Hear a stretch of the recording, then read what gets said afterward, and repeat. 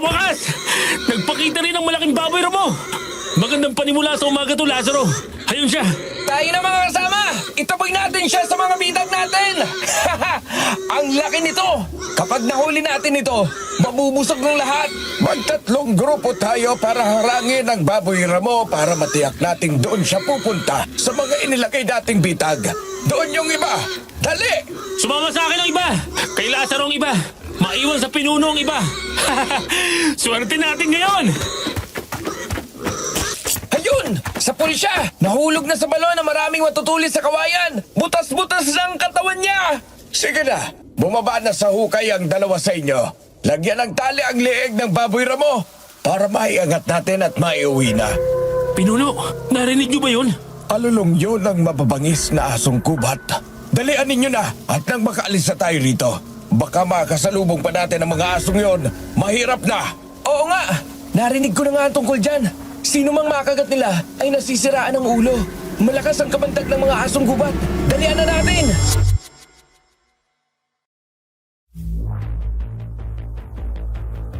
Isang mapagpalang araw, Sir Jupiter, at sa lahat ng ating mga kababayan na nakikinig ngayon.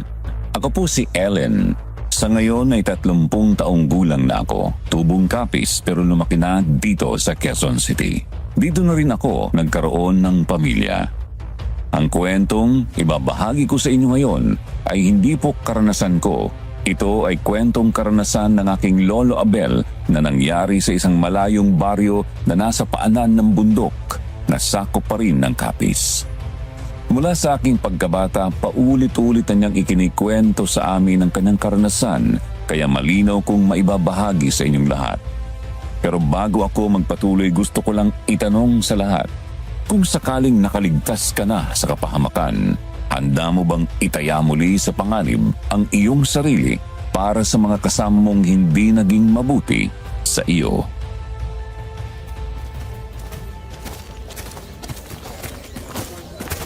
Dumarating na ang mga kalalakihang magdagaso! Ang laki ng baboy Ramo na nahuli nila! Ay, oo nga po, Aling Rosita. Abel! Abel! Oh, dahan-dahan lang ang pagtakbo, mahal ko. Baka madapa ka eh. Masaktan ang anak natin dyan sa tiyan mo. Naku, pati nga siya'y parang natutuwa. Kanina pa gumagalaw. Parang alam niya na darating ka na. Ganun ba? Kumusta ka naman dyan, anak ko? Gusto mo bang makatikim ng karne? Huwag ka mag-alala. Mamaya ay magluluto ng karne ang iyong ina para makakain ng masarap. At syempre, kailangan din ay may mainit na sabaw. Naku, Abel, talagang maswerte ang taon at panahon ng pagbubuntis ng asawa po. Ay magiging masagana at maganda ang magiging ani nating lahat ngayon. Kahit ang kagubatan na tilog ay parang nagiging maawain sa atin. Tingnan mo ang mailap na baboy Ramo na ito. Nagpakita at nahuli namin. Talagang swerte ang mga buntis ngayong taon. Kaya ngayong gabi, magsasaya tayong lahat. Teka lang, mahal ko. Bakit puro putik ang mga katawan nyo? Naglublob ba kayong lahat sa putikan? Matalas kasi ang pangamoy ng baboy Ramo. Kaya nagpapahid ng putik sa buong katawan para hindi niya kami maamoy. At nang sa gayon ay makakalapit na kami sa kanya bago pa niya malaman. Oo nga, Julieta. Ganun nga yun. Medyo mabaho lang ang putik pero malaking naitutulong nito sa amin. Mga kasama, ihanda na ang mga kalan at kaldero. Pagluluto tayo ng masasarap na pagkain ngayon.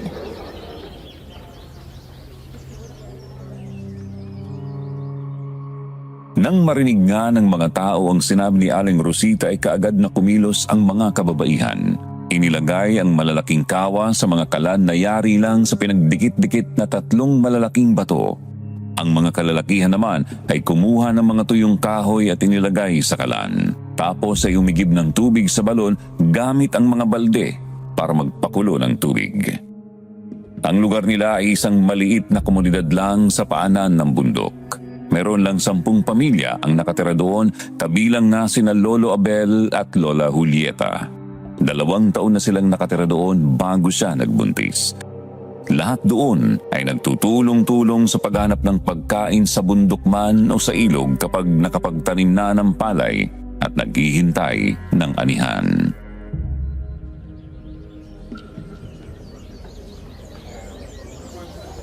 Ilagay ninyo na sa lamesang kawayan ang malaking baboy ramo na yan. Alam nyo na gagawin nyo, ha? Sige, Pinuno. Kami nang bahala dito kapag kumulo ng tubig. Julieta, buwan ng Abril ngayon. Kabuwanan mo na, di ba? Opo, pero sa pakiramdam ko ay aabutin pa to sa unang linggo ng Mayo. Sagana ang buwan ng Mayo dahil mag-aani din tayo ng mga palay at kamoting kahoy. Maswerte ang anak mo dahil isisilang sa panahon ng anihan. Kaya nga, Pinuno, si Julieta lang ang buntis ngayon dito. Talagang swerte sila sa atin. Mula nang sila ay dumating, masagana ang mga ani natin ng palay, mais at kabuting kahoy. Sige na, mahal ko. Magpahinga ka na at ako na. Kami na lang bahala sa pagluluto at paghahanda ng mga pagkain. Oo nga eh. Nakakapagod ang anak mo. Galaw ng galaw sa tiyan ko. Sige, uuwi muna ako sa ating bahay.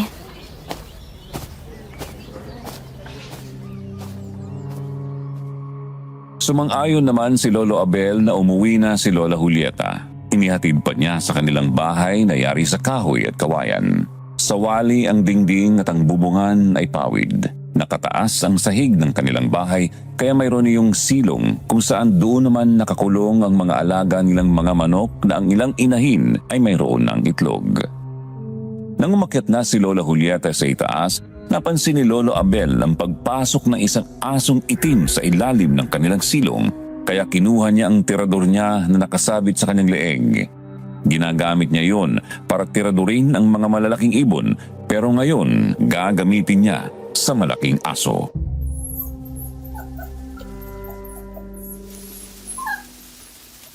Walang iya ka! Gusto mo pa kaming unahan sa mga itlog ng manok ka? Kumanda ka sa akin!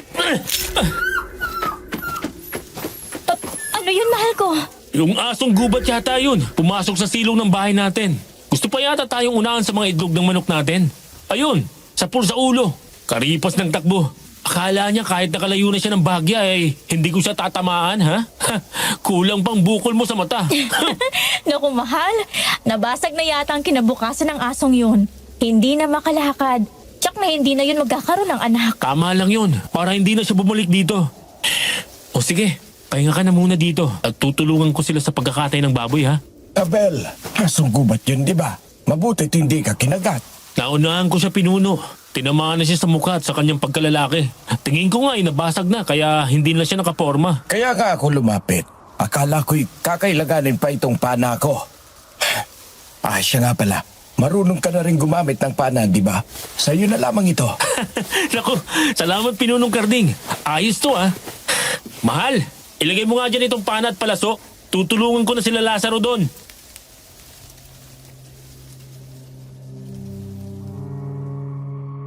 Nang makapasok na nga sa loob ng maliit na bahay si Lola Julieta ay binalikan na ni Lolo Abel ang kanyang mga kasamahan. Tinulungan niya ang mga iyon sa pag-alis ng balahibo ng baboy ramo at pagkakatay. Ang mga kababaihan naman nagsimula ng maghanda ng mga panangkap. Makalipas na mahabang oras, nakatay na ang baboy ramo kaya niluto na iyon sa 3 magkakaibang putahe.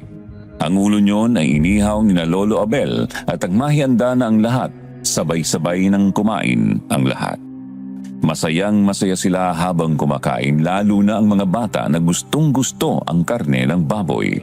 Nagsaya sila hanggang sa gumabi. Kagaya ng dati, naglalagay sila ng malaking siga sa gitna habang ang lahat ay nakaupo sa paligid niyon at nag-uusap.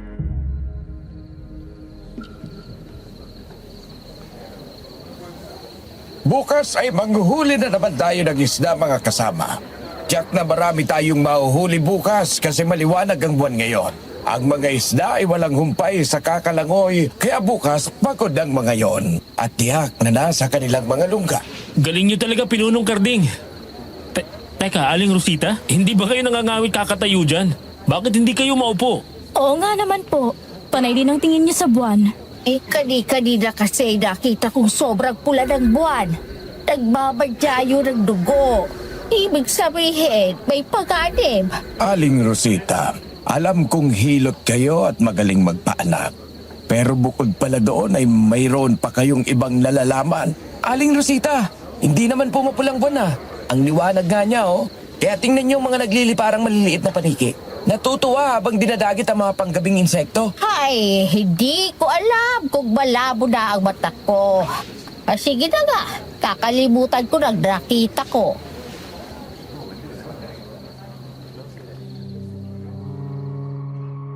Ilang araw pa nga ang matuling lumipas.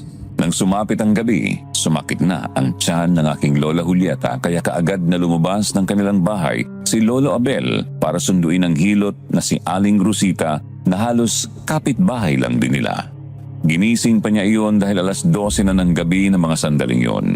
Kahit malapit lang ang kanilang bahay, labis na nag-aalala si Lolo Abel sa kanyang asawa kaya halos kalad ka rin na niya si Aling Rosita papunta sa kanilang bahay.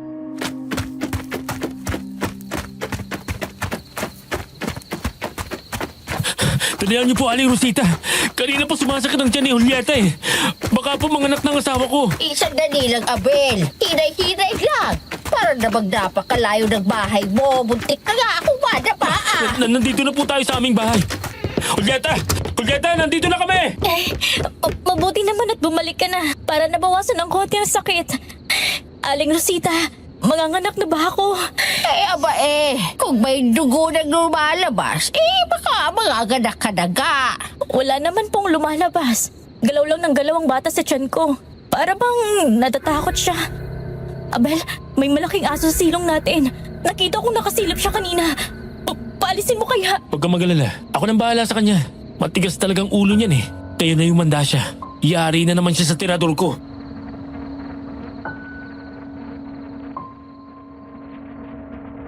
Nang tingnan ni Lolo Abel sa silong ng bahay nila ang asong gubat ay kaagad iyong tumakbo bago pa man niya matira ng kanyang tirador. Tumakbo iyon sa kakahuyan. Nang sundan niya ng tingin yon ay doon niya nakita na mayroon palang mga taong nakatayo doon. Nagulat siya dahil hindi lang yun nag-iisa. Napakarami ng mga yon at dahil maliwanag ang buwan nakita niyang armado ang mga taong nakapaligid sa kanilang lugar. Lumapit sa isa sa mga naroon ang asong gubat. Kumising kayong lahat! May mga tao sa paligid ng ating mga bahay! Pinulong Karding! Kumilos na kayo! Kunin silang lahat! Ang lumaban, patayin! Gumising kayong lahat! Napapaligiran tayo ng mga kalaban! Abel! Ang panat palaso mo! Heto! Halika na, Julieta! Dalian mo! Ang itak! Dalian mo na din! Dalian mo! Halika, Julieta! Sumama ka sa akin! Kailangan nating magtago! Halika na! Kailangan tulungan ni Abel ang mga kalalakihan natin! Pero Aling Rosita, Tama si Aling Rosita! Sumama ka na sa kanya, mahal! Magtago na kayo! At tutulungan ko si Lazaro na pigilin ang mga sumasalakay! sige mahal, mag-ingat ka. Iwanan ko na sa iyong itak na ito para may magamit ka kung sakaling maubos ang iyong palaso. Nang tumakbo na nga palayo sina Aling Rosita at Lola Julieta para magtago ay kaagad na ginamit ni Lolo Abel ang kanyang pana at palaso. Tinamaan ng dalawang lalaking susubod sana papunta kay Lazaro. Tapos ay muli niyang pinana ang dalawa pang lalaki na pinagtutulungang kalabanin ng pinuno nila na si Mang Karding. Pero nagulat silang lahat nang makita na muling bumangon ang mga lalaking mayroon ng nakabaong palaso sa kanilang mga katawan. Binunot lang ng mga iyon ang palaso, saka umangil ng malakas habang nakatingala sa langit at pinagmamasdan ang bilog na buwan. Doon nila natiyak na mga aswang ang sumasalakay sa kanila.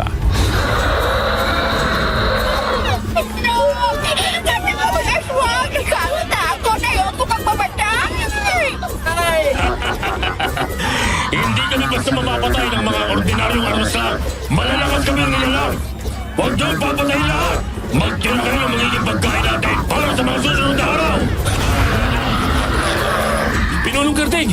Paano natin lalabanan ang mga aswang na to? Oo nga naman, Pinuno. Nakita niyo naman. Tinamaan na nga ng palaso ni Abel pero muling bumangon at nakapatay pa ng mga kasama natin. Huwag kayong matakot sa kanila. Walang nilalang sa mundong ito na maaari pang mabuhay kapag wala ng ulo. Naiintindihan niyo bang sinasabi ko? Tama nga, Lazaro! Ang ulo nilang kailangan natin pukutin! Tayo na! Sige, tayo na! Napatay ng lalaking yun ang aking kapatid! Humanda siya! Lalabanan ko hanggang meron akong lakas! Diyos na mga baging, ikaw na pong bahala sa amin. Iligtas mo po ang asawa at anak ko. Hinugot nga ni Lolo Abel mula sa bayna ang kanyang matalim na itak. Sinalubong niya ang mga kalaban pero hindi niya inaasahang mayroon din palang mga dalang armas ang kanilang mga kalaban. Ang iba ay may malalaking pamalo. Mga puno iyon ng kamatsili kaya mayroong mga tinik. Bukod sa mayroong pamalo ang kanilang mga kalaban ay malalakas pa din ang mga yon dahil mga aswang nga. Pero buo pa rin ang loob ni Lolo Abel. Kailangang lumaban para sa kaligtasan ng kanyang asawa at mga kapitbahay.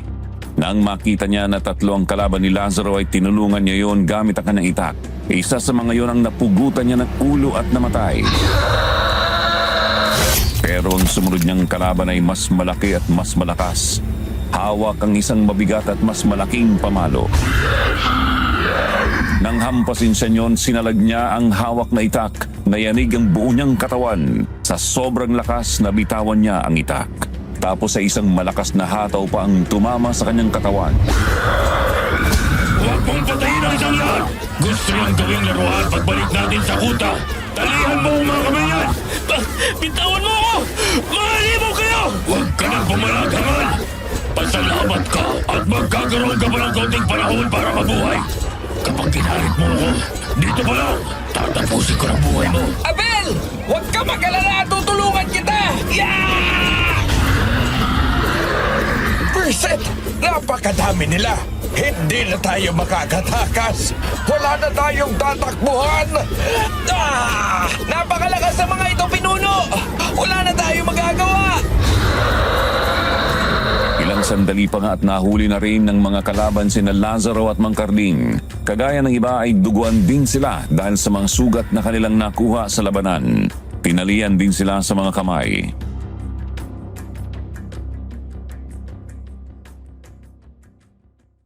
Nang tumingin si Lolo Abel sa paligid ay nakita niyang nahuli na rin ang 5 lalaki na kapitbahay nila, pati ang asawa at anak ni Aling Rosita nakagapos na rin. Kahit ang mga bata ay hindi pinaligtas ng mga aswang. Nagtatagi sa mga ngipin ni Lolo Abel nang makitang ilan sa mga kababaihan at kalalakihang kapitbahay nila ay wala ng buhay. Ang patay na bata ay kinakain na ng mga aswang na naroon. Pinagputol-putol ang katawan ng mga yun. Waring sarap na sarap habang kinakain ang malambot na katawan ng bata. Pero ang lakas ng loob niya ay unti-unting gumuho nang makita niyang nahuli na din ang kanyang asawang si Julieta at Aling Rosita. Nakagapos na rin ang mga kamay. Pinagtabi-tabi sila.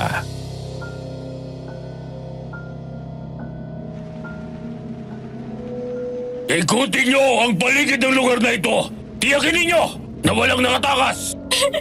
Abel, anong gagawin natin ngayon? Mamamatay na tayong lahat sa kamay ng mga aswang na to. Julieta, mamamatay na muna ako bago ka nila masaktan.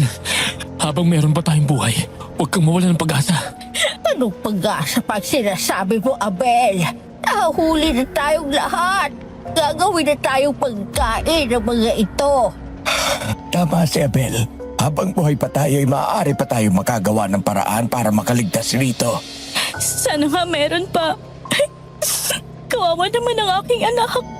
Hindi ko na yata maisisilang ang aking anak. Hindi pa nila tayo pinatay ngayon. Kahit kayang-kaya nila. Ibig sabihin, meron pa silang ibang plano. At ang plano na yon, ang hahanapin natin ng butas para makagawa tayo ng paraan. Huwag na kayong umasa na makakalaya pa kayo! Kayong lahat, meron na lang ilang araw na nalalabi sa inyong mga buhay. Sige, dalhin lahat ang mga yan! Aalis na tayo dito bago pa sumikat ang araw! Hindi nila nahuli ang lahat. Wala dito sina Ismael at Florenda. Isa yun sa nakikita kong pag-asa natin. Sana makarating sila sa kabilang baryo. Mayroong kampo doon ng sundalo. Sana nga'y mayroong dumating na tulong sa atin.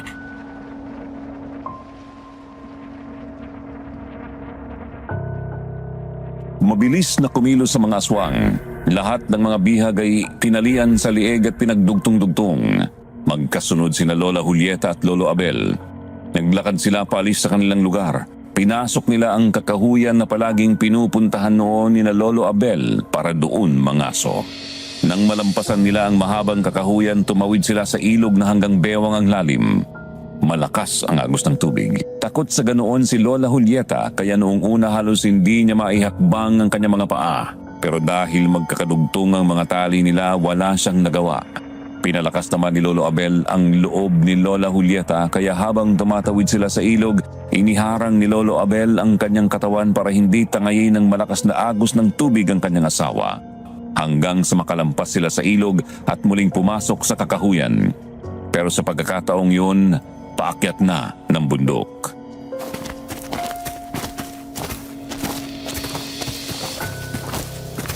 Pinulong Karding, kabisado mo po bang lugar na to? Sa lawak ng kabuntukan at kagubatan ito, hindi mo basta-basta makakabisado. Yung sa Ilaga lamang ang kabisado ko. Dahil palagi tayong nangangaso noon. Hindi ko nakabisado ito. Ako din. Matagal na ako sa lugar natin. Pero hindi pa ako napagawi dito sa gawing kanluran ng bundok na ito. Alam ko kasi maraming mababagsik na asong gubat. Tama ka dyan. Mga alaga namin ang mga asong gubat na yon. Pati ang asong gubat na ilang ulit bumalik sa bahay ng babaeng buntis na ito. Ang asong gubat na tiniredor ko. Oo, at patay na siya. Nadurog ang kanyang pagkalalaki. Mabuti na lang at nakauwi pa siya bago mamatay. Kaya kailangan mong pagdusahan ang kasalanan mong yon. Hindi kita bibigyan ng madaling kamatayan. Sige, lakad!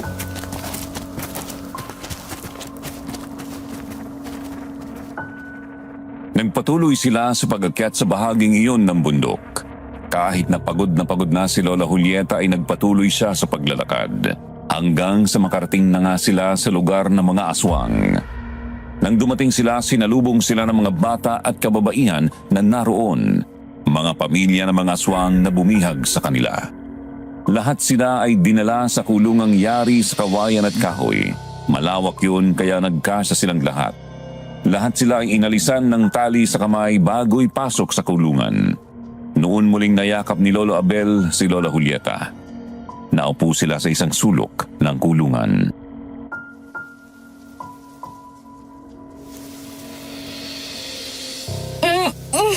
Abel, ang sakit ng tiyan ko. Ang anak natin panay ang galaw. Parang hindi siya mapakali sa takot. Oo, natatakot siya dahil natatakot ka. Konektado pa rin kayong dalawa habang nasa katawan mo pa siya. Julieta, masakit na ba talaga? Isandali nga at matingnan kita. Dahil lang yan sa pagod, saka sa sobrang haba ng nilakad natin. Mukhang hindi tayo makakagawa ng paraang makatakas dito, Abel. Dahil itong kulungan ay nakalantad. Nandito sa kalagitnaan, napapaligiran ng bahay nila. Bukod doon, ay may iniwan silang bantay dito. Abel, Pinunong Karding, may dumarating. Isang babaeng buntis din. Asawa ko, siyang babaeng buntis na sinasabi ko.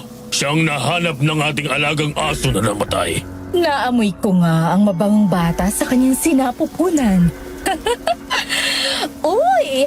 Gumagalaw ang anak natin sa akin tiyan. Natutuwa rin siyang matikman ng malambot na karne ng sanggol sa tiyan ng babaeng yan. Huwag! Maawa ka sa aking anak! Huwag mo kaming patayin! Alam mo ba ang tunay na dahilan kung bakit lahat kayo ay narito? Yun ay dahil sa nalalapit na pagsilang ng aking anak. Ang magiging prinsipe ng mga aswang sa lugar na ito. Halos sabay tayong manganganak. Tapos ang dugo ng iyong anak, ang ipaiinom ko sa aking anak para lumaki siyang malusog at malakas. Kung siya lang pala kailangan nyo, bakit kaming lahat ay binihag nyo at dinala dito? Para maging pagkain namin. Ang pagsilang ng prinsipe ay espesyal. Kaya ang buong linggo na yon, kasabay ng pagbibilog ng buwan, ay ipagdiriwang ng buong angka ng mga aswang. Nabuhay kami rito ng maraming taon na hayop lamang ang kinakain. Pero ayon sa kaugalian ng mga aswang, kapag isinilang na ang unang panganay na po, kasabay ng pagtikim niya ng dugo ng tao, ay kakain na rin kami ng tao para lalo kaming maging malakas at humaba ang buhay. Ganon pala. Bakit ang mga sumalakay sa amin ay kumain na ng tao gayong hindi pa naisisilang ang apo mo? Ang bagay na sinasabi ko ay tungkol lamang sa kapamilya. Ang mga sinasabi mo naman na kumain na ng tao ay mga tauhan labang namin. Kaya kung may dapat kayong sisihin, walang iba kung hindi ang babaeng yan dahil nakasabay niya sa pagbubuntis at pangaganak ang manugang ko. Naamoy siya ng alaga naming asong kubay. Napakasama nyo! Makakampon kayo ng Diablo! Tumahimik ka, Julieta! Akala ko pa naman ay kayo ang swerte sa aming lugar. Akala ko swerte ang magbubuntis mo. Malik akala pala ang lahat ng yon. Ikaw pala ang malas. Malas kayo mag-asawa. Aling Rosita, huwag kang magsalita ng ganyan!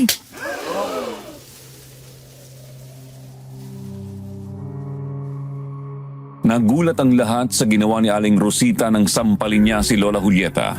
Uulitin pa sana niya ang pananakit nang humarang naman si Lolo Abel. Sinalag niya ang kamay ni Aling Rosita at bahagya niyang itinulak iyon. Napaatras si Aling Rosita at muntik nang matumba kaya naman mabilis din ang naging kilos ni Mang Karding. Sinalo niya si Aling Rosita. Nang maiupo ni Mang Karding si Aling Rosita ay hinarap naman niya si Lolo Abel. Bigla niyang sinuntok si Lolo Abel. Tinamaan sa mukha si Lolo Abel at noon naman humarang si Lazaro.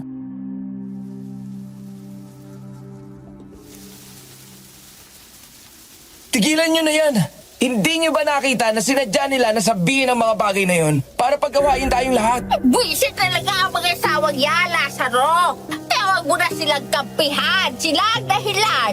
Kaya narito tayo ngayon. Tama si Aling Rosita. Kung hindi dahil sa pagbubuntis niya, hindi tayo pag-iinitan ng mga aswang na ito. Kaya sila talagang malas na dumating sa lugar na ito. Pinuno, kahit hindi pa nagbuntis si Julieta, kapag isinilang ang prinsipeng aswang, hahanap pa rin sila ng mga taong kanilang ihahanda at kakainin. At maaaring ganito rin ang mangyayari sa atin dahil ang lugar natin ang pinakamalapit sa kanila. Manahimik ka, Lazaro. Kaibigan mo lamang si Abel. Kaya sinasabi mo ang bagay na yan. Oo nga. Eh kung kakampi ka sa mga salot na yan, eh naturing ka na rin naming kaaway. Eh salot kayo! Salot! Kayo ang malas na nagdala ng kamalasan sa ating lugar. Dapat pala noon pa ay hindi ko na kayo tinanggap at pinayagang magtayo ng bahay sa lugar namin. Hindi sana dumating ang ganitong kamalasan.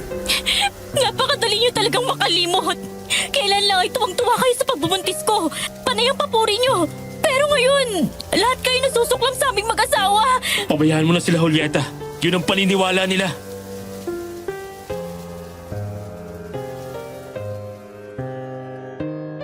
Sumang-ayon kina Aling Rosita at Mang Karding ang iba pa nilang mga kasama. Ang iba ay sinugod na sila para saktan pero patuloy na umawat si Lazaro. Nang makita ng pinuno ng mga aswang na nagkakagulo ang lahat, kinuha nila sa loob ng kulungan sina Lolo Abel, Lola Julieta at Lazaro para ibukod ng kulungan. Dinala sila sa isang maliit na kubo. Sa wali din ang dingding nyon at ang bubungan ay walang pawid, walang bintana. Maliit ang pintuang yari sa kawayan. Doon sinundan sila ni Delio at Nelia.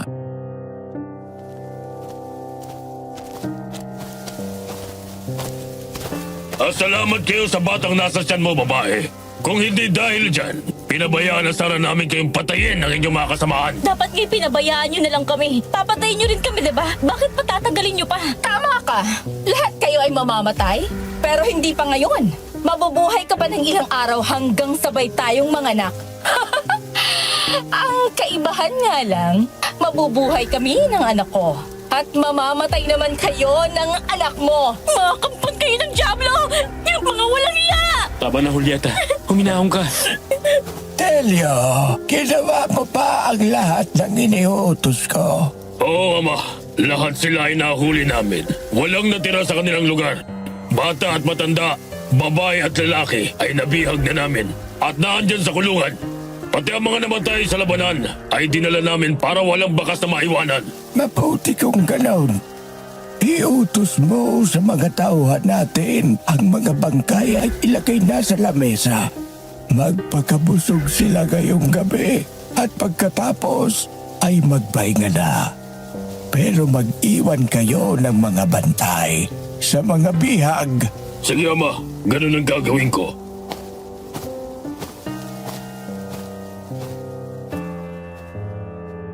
Nang tumalikod sina Delio at Nelia kasama ang mga magulang na sina Mang Filimon, sinundan yun ng tingin ni na Lolo Abel at Lazaro. Nakita nila na sa pinakasentro ng lugar na yon ay mayroong mahabang lamesa. Inilagay doon ang mga bangkay.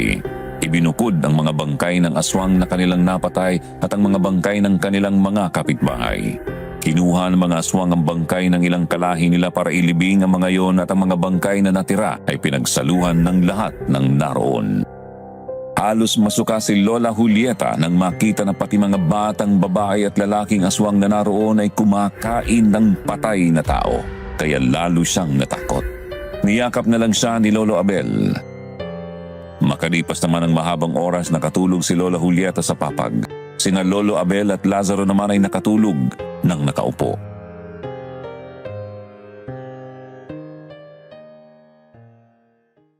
Tirik na ang araw nang magising sila dahil nakarinig sila ng mga sigawan.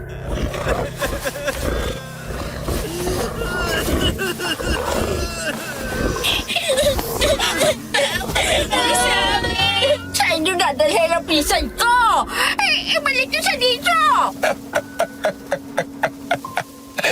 Napagod kagabi ang aking mga tauhan. Kaya naman ngayong umaga ay kailangan ko naman silang bigyan ng kasiyahan.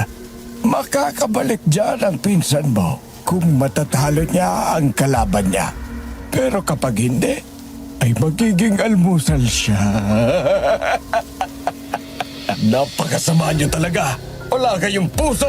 Darating din sa inyo ang karma. Wala bang mangyaring sinasabi mo? Huwag kang mag-alala. Pwedeng bukas, ikaw naman ang mapili namin para gawing laruan para kainin. Ricardo! Ay, huwag ka pumayag na basta ka na lang kakainin ng aswang na yan! Lumaban ka kahit mamatay ka! Mga walang hiya kayo, mga kampo ng Diablo! Anong nangyayari? Bakit naririnig ko sumisigaw si Aling Rosita? Yung pinsan niya hayon, kinuha ng mga aswang at ngayon ay paglalaroan nila. Papahirapan muna bago kainin. Napakahayop talaga ng mga aswang na to. Lahat tayo ay tiyak na ganyan ang aabutin.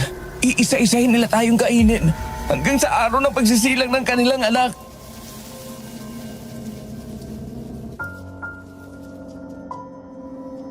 Halos hindi humihinga si Lola Julieta habang pinapanood niya ang paglalaban ng aswang at mga kapitbahay nila. Nakita nila na kahit anong gawin ng kanilang kapitbahay ay baliwala sa aswang nang maglaban ng mga yon. Sa lakas ng aswang, walang nagawa ang kanilang kapitbahay. Binali ng aswang ang leeg niyon at kinagat hanggang sa mawasak. Nagsigawan naman sa tuwa ang lahat ng mga aswang na nakapaligid habang nag-iiyakan naman ang mga nasa kulungan. Halos hindi nila matingnan ang mga aswang habang kinakain ang kanilang kapitbahay.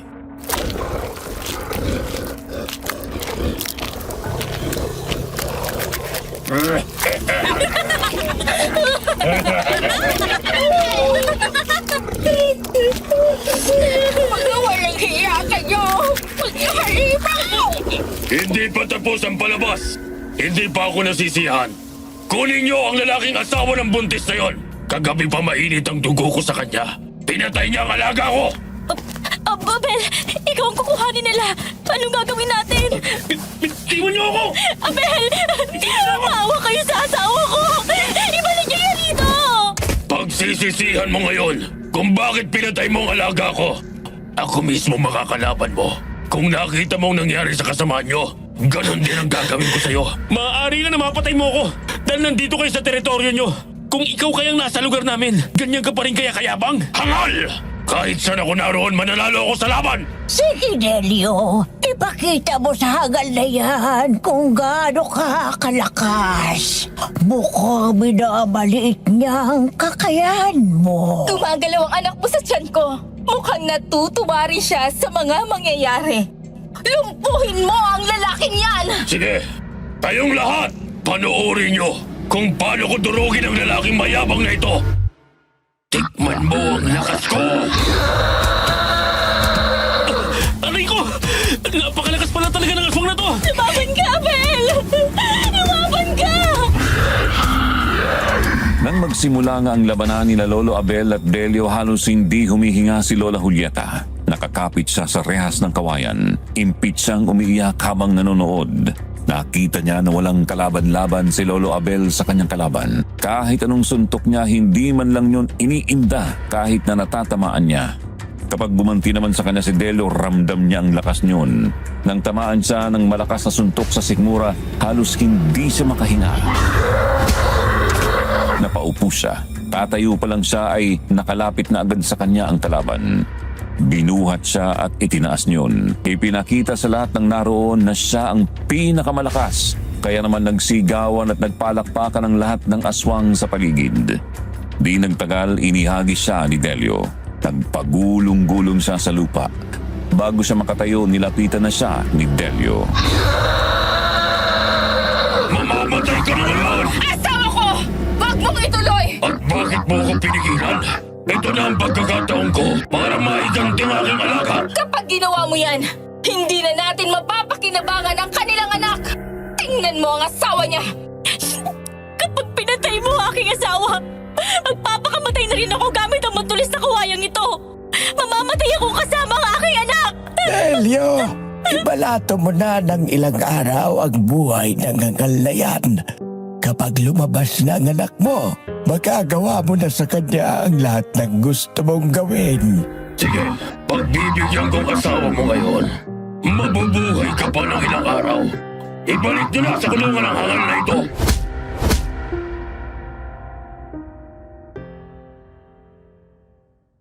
Bago bitiwan ni Delio si Lolo Abel, sinuntok pa ng 2 ulit sa sikmura kaya naman halos hindi na siya makahinga nang kalagka rin siya pabalik sa kulungan na kubo kung saan naroon si Lola Julieta. Dinig na dinig nila ang malakas na tawanan at palakpakan ng lahat ng mga aswang na naroon. Nasiyahan sila sa nakitang paglaban ni na Lolo Abel at ng batang pinuno nila na si Delio. Nang gabing yun, muling nagsaya ang mga aswang. Isa na naman sa mga bihag ang pinatay nila sa pamamagitan ng lakas ng katawan at kinain habang bilog ang buwan. Makalipas ang halos 1 oras na kainan, nakarinig ng kulog at kidlat ang mga aswang. Nagbabadyang malakas na buhos ng ulan. Nagpasukan na sa kanilang mga kubo ang mga aswang kasi nagsimulang pumatak ang ulan. Bumuhos yun nang magsimula ng lumiwanag ang paligid.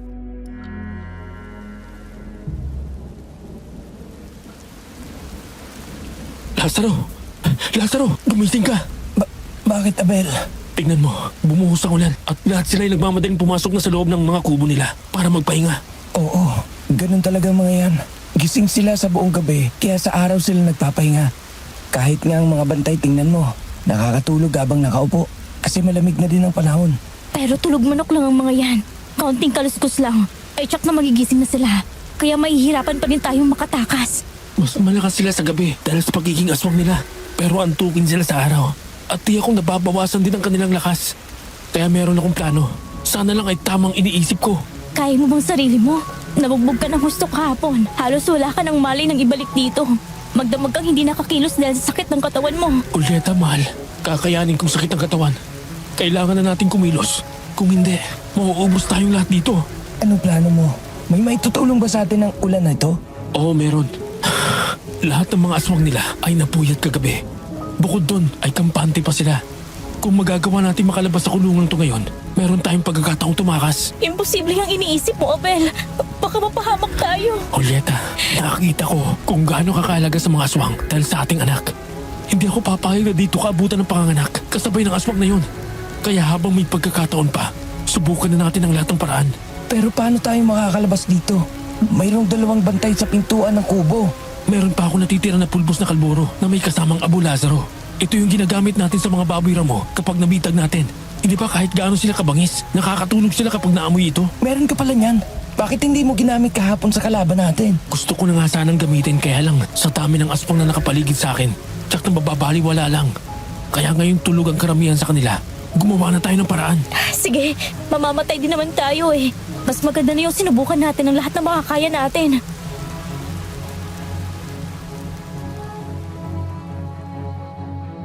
Marahan nga na pumunta sa pintuan si Lazaro. Tinawag niya ang pupungas-pungas na bantay. Nang lumapit yun, bigla niyang hinawakan ng kamay. Yun ang sinamantala ni Lolo Abel. Tinutup niya ng kanyang kamay ang mukha ng aswang, eksakto sa ilong. Nung una pumalag pa yon pero hindi nagtagal tuluyan na iyong nakatulog. Nang bumagsak, napansin ni Lolo Abel ang itak na nakalagay sa bewang yun. Kagad niyang kinuha at itinusok sa dibdib ng aswang sa tapat ng mismong puso. Tapos ay dahan-dahan niyang nilapitan ng isa pang aswang na bantay na tutulog ng nakaupo. Tinaga din niya sa legyon, sakalang lumabas sa kubo sina Lola Julieta at Lazaro. Tumakbo na sila palayo, sinuong na nila ang malakas na ulan.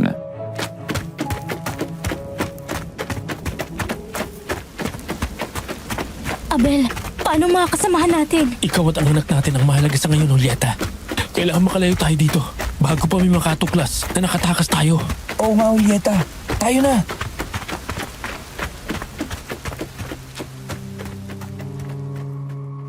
Nagmamadali nga na tumakbo sina Lolo Abel, Lola Julieta at Lazaro sa kakahuyan. Puro sila nakayapak. Kahit nasusugatan ang kanilang mga paa sa pagtakbo, hindi nila yun pinansin. Mas mahalaga sa kanilang makalayo sa lugar na yun. Mahigpit ang hawak ni Lolo Abel sa kamay ni Lola Julieta kahit nagagalusan ang kanilang mga kamay at mukha dahil sa mga sanga ng mga puno na kanilang dinadaanan, ay hindi sila tumigil sa pagtakbo hanggang makaramdam ng sobrang pagod at sakit na binti si Lola Julieta.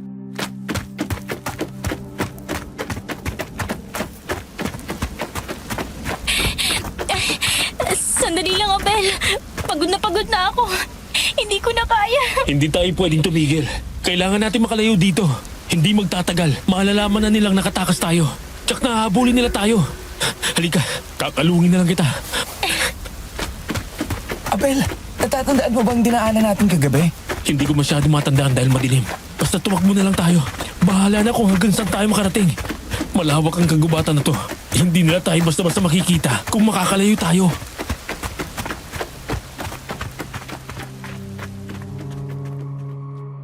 Maya-maya lang inatigilan ulit sina Lolo Abel at Lazaro. Tumigil sila sa pagtakbo. Paano ay narinig nila ang malakas na tahol ng mga asong gubat. Alam nila na hinahanap na sila ng mga aswang kaya muli silang tumakbo ng walang tigil. Naging mailap ang mga mata nila Lazaro at Lolo Abel habang tumatakas. Naririnig kasi nila na papalapit na ng papalapit sa kanila ang malakas na pagtahol ng mga asong gubat. Nang makita ni Lazaro ang mga nahawing damo ay natiyak niya na iyon na nga ang daanan. Dahil puro putik na rin ang daanan na yon, kaagad na gumulong si Lazaro para mabalot ng putik ang buo niyang katawan.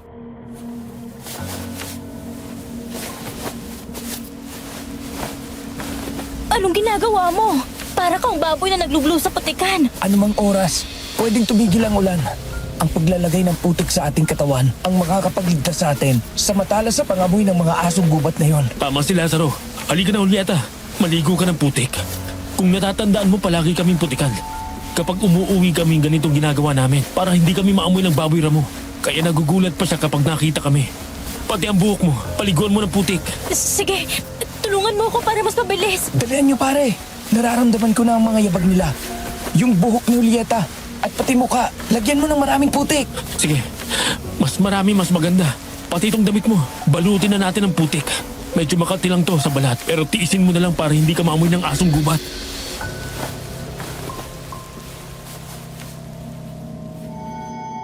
Matapos nilang mabalot ng putik ang kanilang buong katawan, nagmamadali silang nagpunta sa likuran ng isang malaking puno na mayroong maraming mga ugat. Iyon naman ang pagkakataong dumating sa lugar na yon si namang Filemon at Delio kasama ang mga tauhan at ang tatlong mababangis na asong gubat.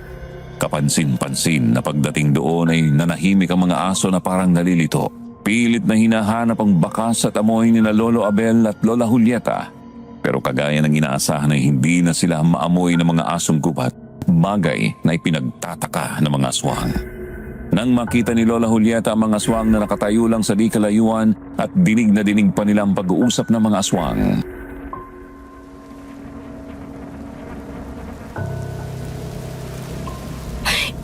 Diyos ko, Abel. Nandito na ang mga aswang. Baka makita nila tayo dito. Huwag kang maingay. Matalas din ang pandinig ng mga aswang. Kahit di tayo maamoy ng mga asong gubat. Kung maririnig naman nila tayo, tsak na mahuhuli din nila tayo. Abel, huwag kayong maingay. Parang nararamdaman nilang nasa paligid lang tayo. Huwag kayong gagalaw. Anong nangyari? Bakit tumigil ang mga alaga natin?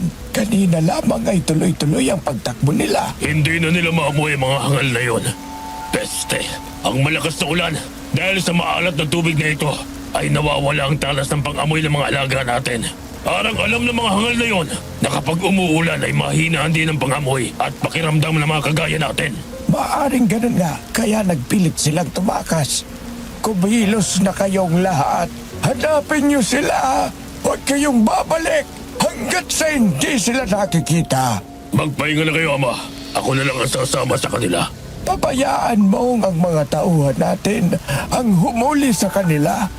Sa lawak nitong teritoryo natin ay hindi sila basta makakatakas rito. Umuwi na tayo. Mauna na kayo, Ama. Kailangan kong makatiyak na maibabalik ko sa ating lugar ang babaeng buntis na yon at mapatay ang asawa niya. Pati ang lalaking kasama nila. Dudurugin ko mga buto nila. Sige, ikaw ang bahala. Kapag nahuli niyo sila, ibalik ninyo agad sa kampo. Yung babaeng buntis, ingatan ninyo. Sige lang! Tumakbo kayo hanggang sa makakaya nyo! Pero titiyakin kong babagsak pa rin kayo sa aking mga kamay! Tayo na! Hanapin na natin ang mga hangal na yon!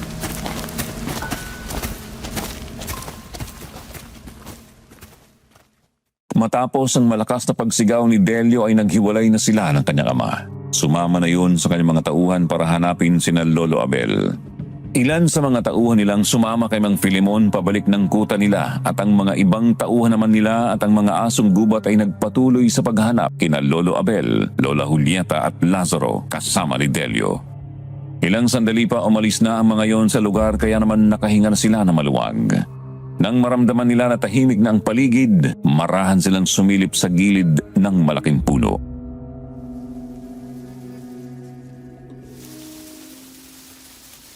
Wala na sila. Nandito pa, Abel. Kaya hindi ako makakilos. Sinong nandyan? Mayroong cobra dito sa tabi ko. Hindi ako makagalaw. Tiyak na tutuklawin ako nito. Tama ka. Huwag kang gumalaw.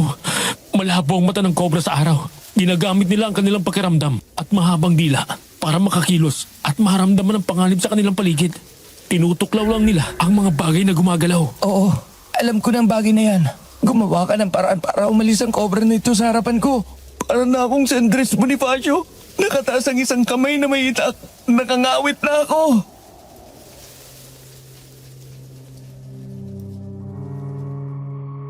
Marahang kumilos si Lolo Abel.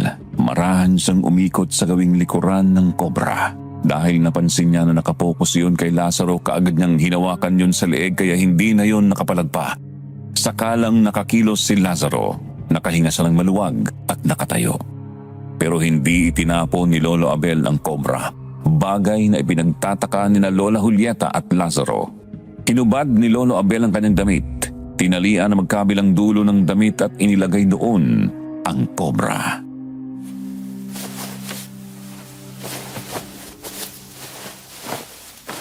Hawakan mo muna tong kobra, Lazaro. Nawala ng putik sa aking katawan dahil nagubad na ako ng damit. Maglalagay lang ulit ako. Teka, bakit hindi mo pa kasi tinapon yan? Ano pa bang gagawin mo dyan? Baka makagat pa tayo ng cobra na yan. Basta hawakan mo muna. Dito sa banda na to ng damit ko. Hawakan mo para hindi makawala. Gagamitin natin ang kamandag ng kobra para makagawa ng malakas na armas laban sa mga aswang. Walang sino mang hayop, tao o halimaw ang makakaligtas sa tapang ng kamandag na yan. Oo nga, pwede ngang naiisip mo, Abel. At yan din ang gagamitin natin para patayin ang mga aso na yon. Kaya hawakan mo na.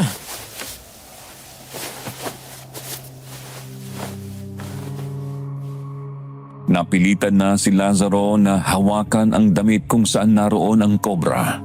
Gumulong naman sa putikan si Lolo Abel, tapos ay muli niyang kinuha ang itak. Naghanap sila ng mga buho sa lugar na yon. Wala silang nakita, kaya nang matanaw niya ang mga puno ng kawayan ay yun na lang ang pinutol niya. Kinuha niya ang pinakadulo, nilagyan ng tulis, ginawang sibat. Kumuha rin siya ng maliliit na sanga ng puno, pinili niya ang mga diretso. Gumawa sila ng pana at mga palaso habang si Lola Julieta ang nagbabantay sa paligid. Matapos niyon, pinasukan nila ang kobra sa dahon ng gabi, tapos ay isinawsaw nila sa kamandag nyo ng mga tulis ng sibat at palaso. Pati ang itak ay nilagyan nila ng kamandag ng kobra. Matapos yun, umalis na sila doon. Nagpatuloy sila sa pagtakas, pero dahil hindi nila kabisado ang gubat, narinig nilang muli ang mga malalakas na tahulan ng mga asong gubat hanggang sa matanaw nila ang grupo ng mga aswang.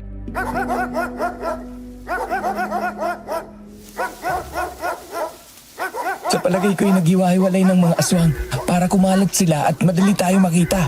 Pabor sa atin yun, Lazaro. Kasi hindi natin kakayanin kung makakalaban natin sila ng sabay-sabay. Ito ang isang malaking pagkakamali na nagawa nila. Lazaro, unahin natin ang mga asong gubat. Kapag nawala ang mga yon, mas madali natin silang matatakasan.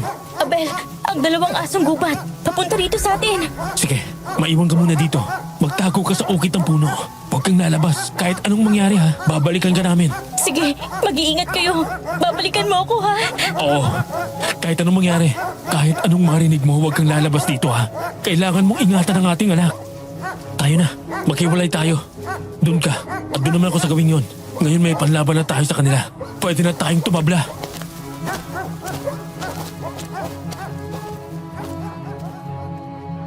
Marahan silang nagtago sa mga puno habang sinusundan ng 4 na aswang na may kasamang asong gubat. Kagaya ng inaasahan nila, hindi sila masyadong maamoy ng asong gubat dahil sa putik na nakabalot sa kanilang mga katawan.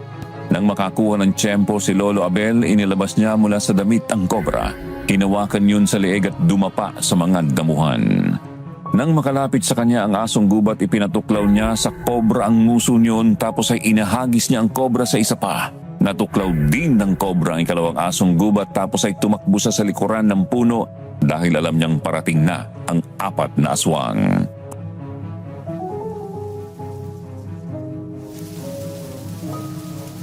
Malakas talagang kamandag ng kobra.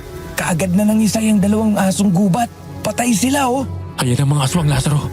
Nakita na nila ang mga patay na asong gubat. Kumanta ka. Sige, tigdalawa tayo. Masubukan ang palaso na may kamandag kung gagana ba ang naisip mo. Sige, tirahin natin sila sa malambot na bahagi ng katawan. Sa mata at sa tiyan. Tsakin mong babaon sa katawan ang mga palasong may lason para malapit sa puso. Nasabol mo ang dalawa, Abel! Kaagad silang nanghina at bumula ang bibig. Naparalisado na ang mga katawan nila. Sa loob ng 5 minuto, patay ng mga yan. Huwag ka muna magsaya. Yung mga pinana mo, hindi mo napuruhan. Hayaan na sila. Pasagod sa atin. Pwede namang ulitin kung hindi napuruhan sa una. Meron pa naman akong palaso at sibat! Yeah! Ah!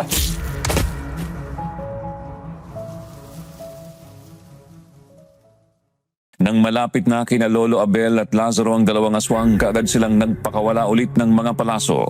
Tinamaan sa mata ang isa at ang isa naman ay tinamaan sa dibdib.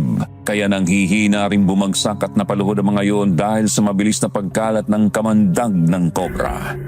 Nang makita nila na bumubula na ang bibig ng mga yon ay nagmamadali silang binalikan si Lola Julieta sa pinagtataguan yon. Kaagad silang umalis doon. Muli nilang itinuloy ang pagtakas pero dahil ang lugar na yon ay teritoryo ng mga aswang, 3 sa mga aswang ang nakakita sa kanila. Kaya nang habulin sila ng mga yon ay nagmamadali silang tumakbo. Tapos na tayo. Nakita na tayo ng mga aswang. Julieta, mauna ka ng tumakbo. Dalian mo. Lazaro, ikaw nang bahala kay Julieta. Pipigilan ko mga aswang. Sige, mag-iingat ka. Tayo na, Julieta. Kailangan nating makahanap ng bago mong pagtataguan. Sumunod ka agad, Abel. Maghihintay kami ni Lazaro sa banda roon. Sige na, susunod ako. Sumama ka na kay Lazaro. Ngayong alam ko nang ipaglalaban sa kanila. Kumanda silang nasapay ng daan-daang kamatayan. Hindi nyo makukuha ang aking anak. Papatayin ko kayong lahat. Iyak! Abel, hindi kita pwedeng pabayaan. Layuan ninyong kaibigan ko. Sakto lang pagdating mo, Lazaro. Kayo na'y makakaya na nating labanan ng sabayan ng mga to. Nang sumugod nga ang 3 aswang, kaagad nilang sinalubong. Gamit ang mga sibat, pinatay nila ang mga yon. Pero bago tuluyang malagutan ng hininga ang isang aswang, umangil yon ng malakas na umalingaw-ngaw sa buong kakahuyan. Dahil doon, nalaman na ng mga kasama niyon kung nasaan sina Lolo Abel. 2 pa ang dumating sa lugar na yon kaya kaagad nilang binunot ang mga palaso sa mga patay na aswang. Pero bago nila mapana ang mga aswang, dinamba na sila ng mga yon. Nakipagbuno si Lolo Abel sa isang aswang kung saan pinag-agawan nila ang matalim na buto ng tao. Yun ang armas na dala ng aswang. Si Lazaro naman ay ginamit ang sibat laban sa malaking kahoy na pamalo ng aswang. Mag-iingat ka, Lazaro! Nakalaban ko lang isang yan! Sobrang lakas niya! Ako rin naman ang pinakamalakas sa ating lugar, Abel. Kaya lalaban na ako ng sabayan sa salot na ito. Yeah! Ako naman, hindi lang niya ininda ang pag-atake ko. Sinabi ko na sa'yo malakas ang isang yan eh! Umilag ka sa pag-atake niya! Pwisit ang lakas niya. Parang nabali na yata ang balakang ko. Mabuti na lang at nasalag ko pa ang pamalo niya. Paano natin tatalunin ang malalakas sa kalabang ganito? Manalig lang tayo sa ating Panginoong Diyos. Kaya niya tayong iligtas sa mga kampo ng kadiliman habang naniniwala tayo sa Kanya. Kayong mga aswang! Hindi ba kayo natatakot na maparusahan ng makapangyarihang Diyos ng langit? Tama ka nga, Abel. Dahil kampon sila ng kadiliman. Napibingi sila kapag naririnig ang pangalan ng Diyos. Alam ko na! Sige! Laban na! Sa pangalan ng Panginoong Diyos na siyang makapangyarihan sa lahat! At sa pangalan ng Panginoong Jesucristo! Mamamatay ka na! Nalaman nila ang kahinaan ng mga aswang. Ayaw na mga iyon na maririnig ang pangalan ng Diyos. Nagagalit sila pero parang sasabog ang kanilang tenga kapag paulit-ulit yun. Kaya nabitiwan ng mga aswang ang kanilang mga armas at nagkaroon ng pagkakataon sina Lazaro at Lolo Abel na patayin ang kanilang mga kalaban. Ang isang balaso na natitira ay tinusok niya sa mata ng aswang. Kumisay-kisay iyon ng itulak ni Lolo Abel para makabangon siya habang si Lazaro naman patuloy na nakipaglaban sa malaki at malakas na aswang. Di nagtagal ay nagtagumpay din siyang matusok ng sibat sa dibdib ang kalaban. Matapos nilang mapatay ang mga iyon, hinugot nila sa katawan ng mga iyon ang mga palaso. Ng pagkakataon namang yun, isang aswang ang nakakita kay Lola Julieta pero hindi alam ng aswang na nakalapit na sa likuran niya sina Lolo Abel. Parang awa mo na! Huwag mo akong sasaktan! Talagang hindi ka niya masasaktan habang nandito ako! Mamatay ka, halimaw! Ligtas ka na, Julieta! Teka, Abel, narinig mo ba yun? Kahit anong gawin niyong pagtatago, mahanap pa rin namin kayo! Hindi kayo makakalabas sa lugar na ito! Boses yun ang pinuno nila. Tiyak na nakakita na nila ang mga bangkay ng mga napatay nating aswang. Kailangan na nating umalis dito. Kung makakatawid lang tayo ng ilog at madadala natin sila sa lugar kung saan tayo nangangaso, malaki ang tsansa nating mabuhay. Dahil tiyak na mauubo sila sa mga bitag na inilagay natin doon, panghuli ng mga hayop gubat. Tama ka. Hanapin natin yung dinaanan natin kagabi.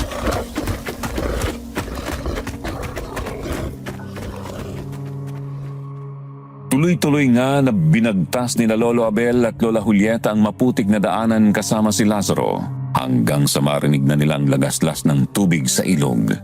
Natanaw na rin nilang makapal na talahiban sa gilid ng ilog.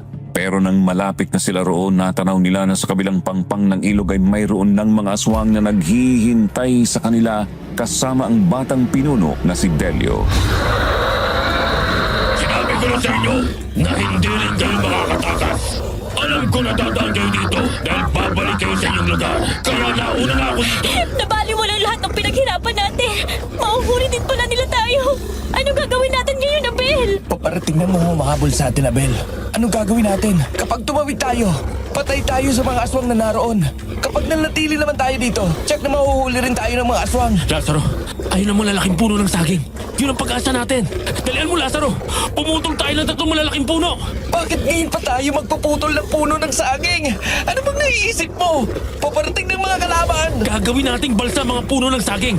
Kung hindi tayo pwedeng tumawid at hindi na pwedeng bumalik, sa gitna tayo dadaan sa pamamagitan ng malakas na agos ng tubig ilog. Dali! Wala nang pagpipilian si Lazaro. Pumutol sila ng 3 malalaking puno ng saging at inihulog sa ilog. Doon sila kumapit ng tangayin na sila ng malakas na agos ng tubig.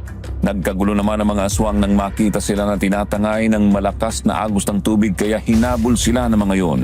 Tumakbo ang mga iyon sa gilid ng ilog. Kung ano-ano ang ibinato sa kanila ng mga aswang pero dahil malapad ang ilog, hindi sila maabot ng mga iyon. Kaya lalong nagalit si Delio. Hatulin niyo ang mga hangal na yan! Huwag niyo silang hayaang makatakas! Abel! Mahal ko!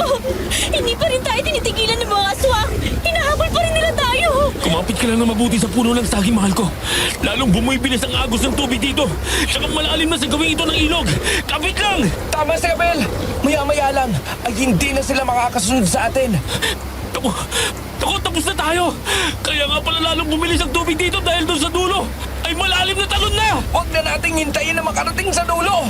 Gumawa na tayo ng paraan para makalapit sa kabilang pangpang at makaalis na. Malayo na rin naman ang mga aswang. Tama si Lazaro! Maaari mapahama kami ng anak mo kapag nahulog tayo sa mataas na talon na yon! Sumang-ayon naman si Lolo Abel kay Lazaro. Gumawa sila ng paraan para mapagawi sa kabilang pampang ang mga puno ng saging na kinakapitan nila. Alam ni Lolo Abel na malapit na ang talon kaya ikinampay niya ang kanyang mga paa at pinilit na lumangoy para mahatak ang malalaking puno ng saging papalapit sa kabilang pampang. Nakita ni Lazaro na nahihirapan si Lolo Abel kaya tinulungan na niyang hatakin ang puno ng saging hanggang sa makarating sila sa kabilang pampang.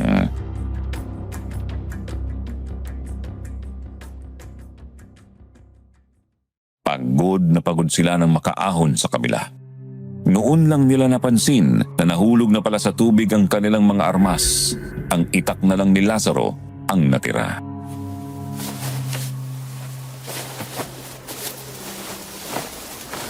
Tayo na, mahal ko. Kailangan na natin makaalis dito. Nawala ng putik sa ating mga katawan. Tsak na madali na tayo masusundan ng mga aswang dahil sa ating anak. Kumalat kayo lahat! Hanapin ang mga angal na yun! Naisa nila tayo! Akala ko'y babagsak sila sa talon! Kaya doon na ako naghintay! Narinig mo ba yun, Abel? Mabutit hindi tayo nahulog sa talon. Kung hindi ay tapos na tayo. Ay, nandito na tayo sa teritoryo natin. Pagkakataon naman natin para makaganti sa kanila. Tama ka. Tayo na. Nakakabit pang lahat ng mga bitag natin. Sana naman wala pang mga baboy ramong naligaw doon. Kasi kung magkakaganon, wala na din tayong aasahan. Umalik ako dahil naiinip na ako sa inyo. Sumasakit lang dyan ni Nelia. Tiyak na manganganak na siya. Kailangan makuha natin ang babaeng buntis para mamayang gabi simula na ang ritual sa pagpapainom ng dugo sa prinsipe. Paparating na sila! Kagad nga nila tayong nasundan! Kayo na mga angal! Habulin niyo sila!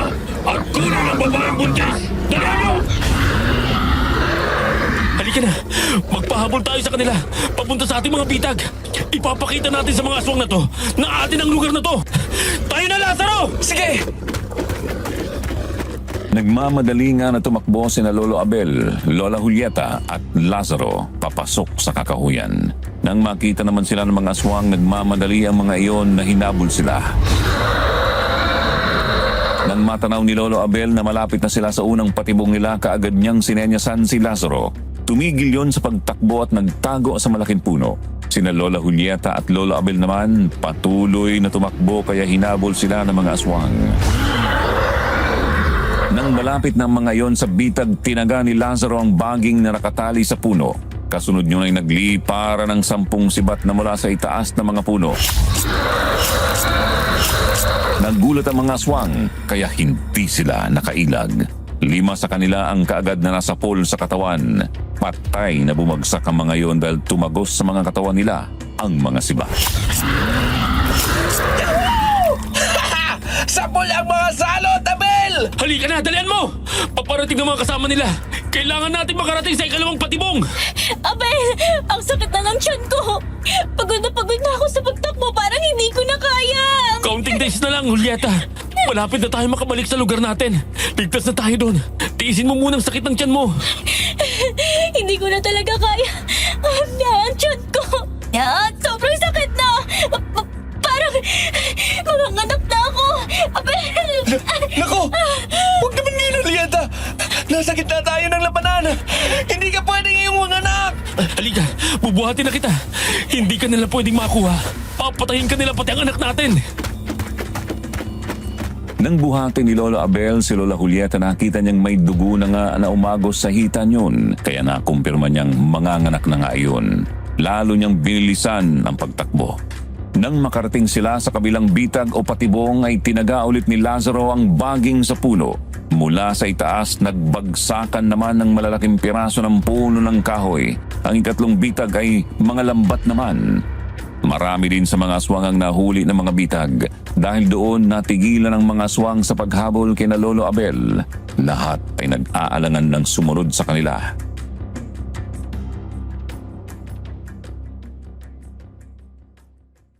Dahil doon, nakarating sina Lolo Abel sa malaking puno ng akasya. May sikretong taguan sila doon kapag naghihintay ng baboy ramo.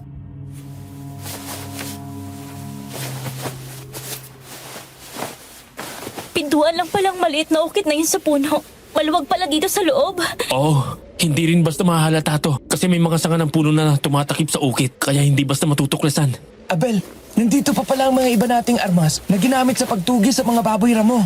Itong sibat na bakal, ang talim at mahahabang itak.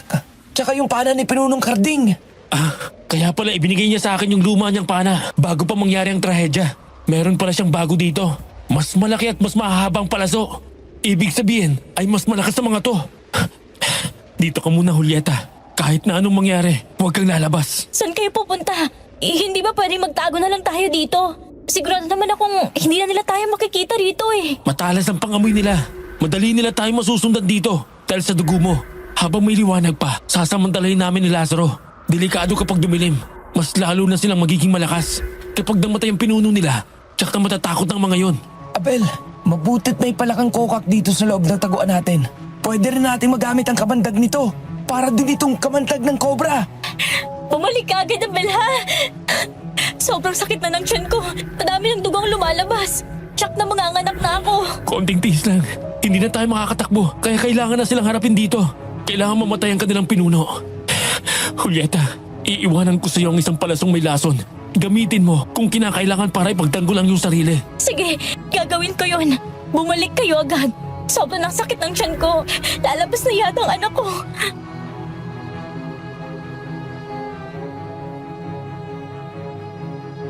Kinuha na rin ni Lolo Abel ang isang mahabang itak dahil minsan ay narinig niya na benditado raw ang mga yun. Tapos ay lumabas na sila sa ukit ng puno. Ibinalik nila ang mga sanga ng puno na makapal ang mga dahon para tuluyang takpan ang ukit ng puno. Kaagad silang lumayo doon. Dahil kabisado na nila ang pasikot-sikot doon, alam na nila kung paano haharapin ang mga kalaban. Nasa tansya niya ay nasa 15 na lamang. Pumuwesto sa nakabuwal na puno si Lolo Abel. Nagulat pa ang mga aswang nang bigla siyang lumitaw at pinana niya ang mga yon. Dalawa kaagad ang nasapul matapos ay tumakbo siya sa likuran ng isang malaking puno. Nakita siya ni Delio. Ayun na mga! Sunod! Sige! Lapit pa! Lazaro! Ngayon na! Pakawalan mo na mga alaga natin para makatikim naman ang aswang! Sige! Eto na! Tikman ninyo mga patakte at bubuyog! Lazaro! Pagkakataon na natin! Tayo na! Umanda ka, Delio! Babawian kita ngayon! Pagsisisihan mo kung bakit hindi mo pa ako pinatay! Sige! Tapusin na natin ang mga salak na to! Mga ama! Kayo ang tatapusin namin! Patayin niyo ang dalawang yun! Ikaw ang gusto kong makaharap! Halika! Labanan mo ako! Huwag kang mayabang! Sa mga tauhan ko lang ay wala ka ng binagbat! Sa akin pa kaya? Kung ganon, ay tatapusin ko mga tauhan mo para maisunod na kita! Yeah!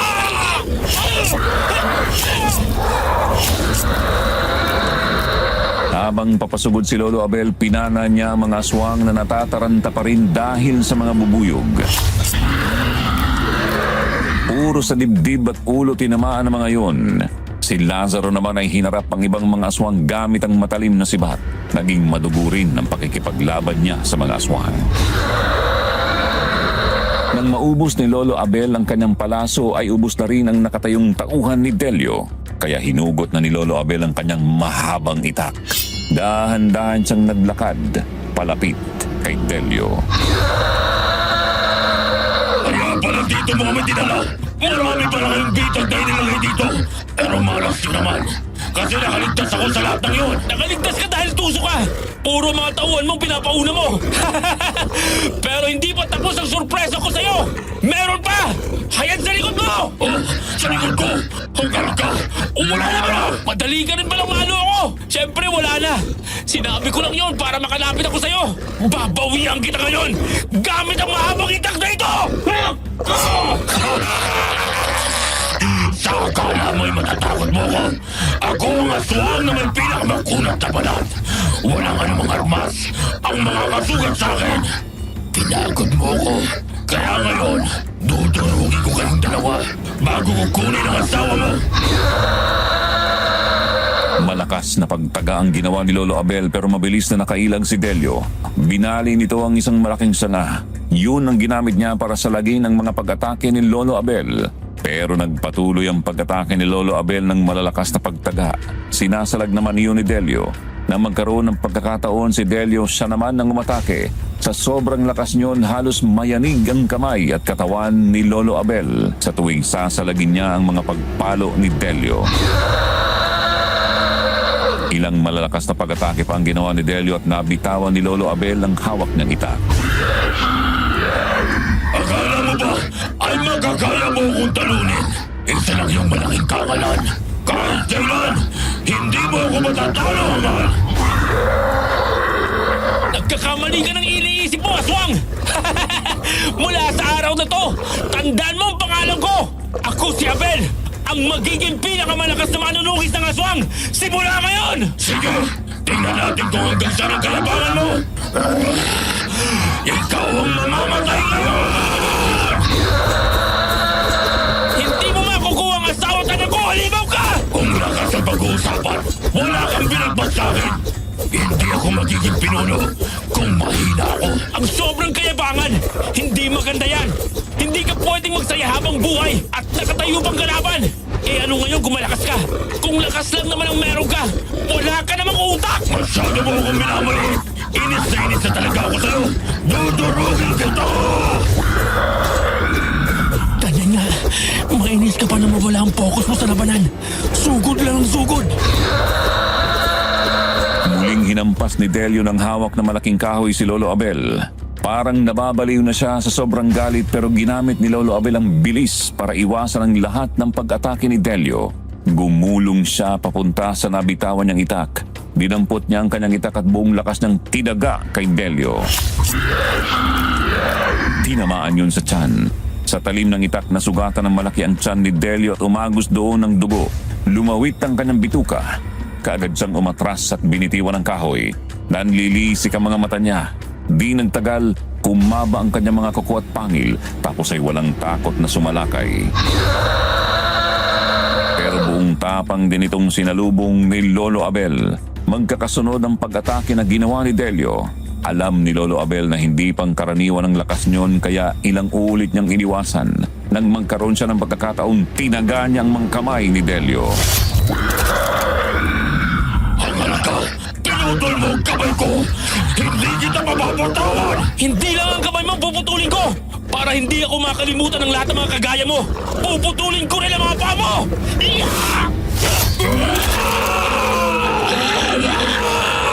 Yan ang parusa sa mga ngal na kagaya mo!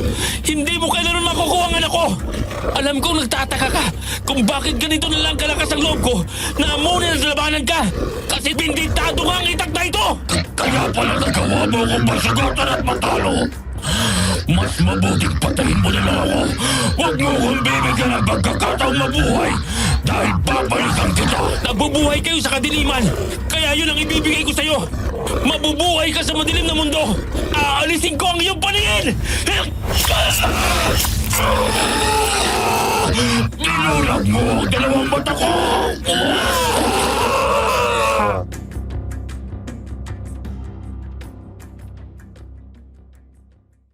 Kasabay ng pagkawala ng paningin ni Delio, nawalan din siya ng mga paa. Kaya gumapang na lang siya palayo kina Lolo Abel at Lazaro. Umiiyak siya sa matinding galit. Nang makita naman ng ibang aswang ang nangyari sa kanilang pinuno at ganoon ang sitwasyon, nagmamadali ang mga ito na tinulungan si Delio at umalis na doon. Napatawa na lang sina Lolo Abel sa naging reaksyon ng mga kalaban nila. Pero kaagad ding napawi ang kasiyahan nila nang marinig ang malakas na sigaw ni Lola Julieta. Kaagad silang tumakbo pabalik sa malaking puno kung saan nagtatago si Lola Julieta. Pagdating nila doon, nakita nilang wala nang takip ang pintuang ukit ng puno. Nang pumasok sila, nakita nilang nakahandusay ang isang patay na aswang at si Lola Julieta sugatan.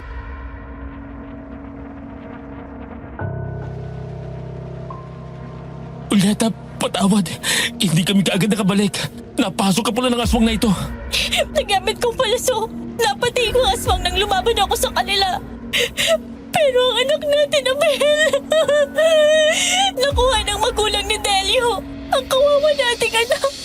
Hindi man lang niya naranasan bumuhay ng matagal. Umalis na pala sila agad nang maramdamang pabalik na kami. Talagang ang anak lang natin ang mahalaga sa kanila. Ang mga walang hiyang aswang na yon, hindi ko sila mapapatawad. Sinamantala nila ng pagkakataon na nakikipaglaban tayo sa grupo ni Delio para hanapin si Julieta at makuha sa kanyang sanggol. Halika na. Kailangan kitang madala sa ligtas na lugar. Pero paano ang ating anak? At siyang napapatayin siya ng mga aswang. Sundan mo sila at kunin ang anak natin. May oras pa naman, Julieta. Kahit na mga anak ng aswang na yun ngayon, mamayang gabi, sa pagbibilog ng buwan pa nila gagawin ang ritual. Kaya may magagawa pa tayong plano para mabawi ang ating anak. Ang kalagayan mo munang dapat nating ayusin. Andito na tayo sa ating lugar, Abel. Halika na. Kukunin ko ang kalabaw at kariton para maisakay natin si Julieta at madala sa manggagamot. May alam akong manggagamot sa kabilang baryo. Kung ganun ay tayo na. Kumapit ka sa akin, Julieta. Bubuhatin na kita.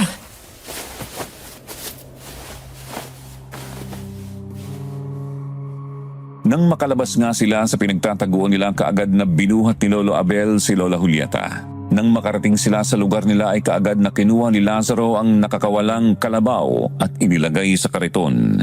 Kaagad na isinakay ni Lolo Abel doon si Lola Julieta. Dinala nila sa kabilang baryo. Nang papasok pa lang sila sa kabilang baryo, nakita na sila ng mga tao roon. Nakatawag pansin ang mga duguan nilang mga gamit at ang kalagayan ni Lola Julieta, kaya agad na itinuro sa kanila ang manggagamot. Kaagad naman siyang ginamot ng albularyong taga roon. Habang nagkakagulo ang mga tao, dumating ang kapitbahay nilang nakatakas noon sa pagsalakay, sina Ismael at Florenda. Ipinaliwanag nila ang nangyari sa kanila sa bundok. Sa galit ng mga taong nakarinig ng kanilang karanasan, sumang-ayon ang mga iyon na tumulong kina Lolo Abel.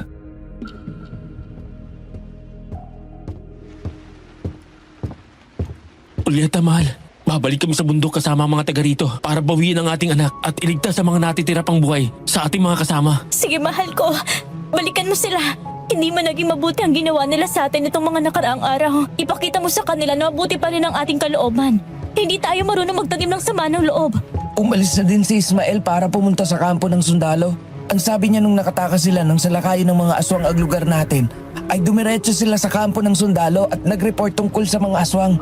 Kaya ngayon, may suporta na rin tayo mula sa kanila. Mabuti naman kung ganun. Kailangan na naming umalis, Julieta. Pagkagat ng dilim at pagsikat ng buwan, tsak na magsisimula na ng ritual ang mga aswang. Kailangan kong maagaw sa kanilang ating anak.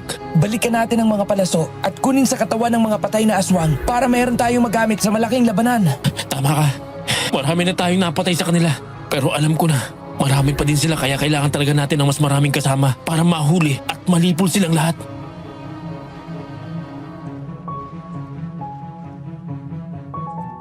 Ganoon nga ang ginawa ni na Lolo Abel. Nang mapadaan sila sa kagubatan, dinaanan nila ang mga palaso at kinuha. Noon natiyak ng mga taong baryo na totoo ang kanilang mga kwento tungkol sa nangyaring labanan, kaya lalong naging desperado ang mga taong baryo na lusubin at patayin ang mga aswang dahil ayaw nila na dumating ang pagkakataon na ang baryo naman nilang salakayin ng mga aswang. Kagaya ng dati, tinawid nila ang ilog na malakas ang agos. Nang makatawid ang lahat, naglakad paakyat sa bundok. Ilang oras din ang lumipas, kaya inabutan na sila ng dilim sa paglalakad hanggang sa makarating sila sa lugar ng mga aswang.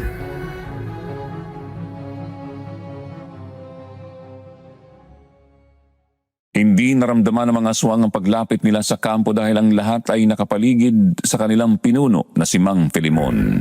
Nakatayo iyon sa harapan ng lamesang kawayan, hawak ang patalim at sa ibabaw ng lamesa nakahiga ang isang sanggol.